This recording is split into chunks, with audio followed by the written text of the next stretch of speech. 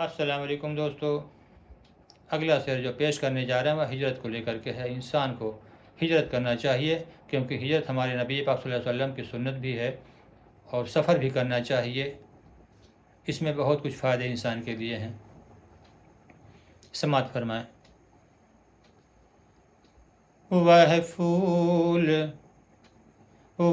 پھول سر چڑھا جو چمن سے نکل گیا،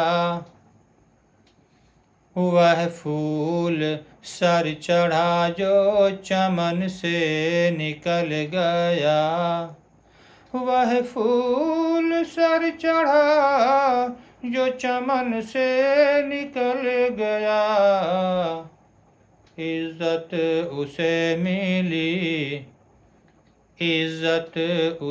ملی جو وطن چھوڑ کر گیا، عزت اسے ملی جو وطن چھوڑ کر گیا۔ السلام علیکم۔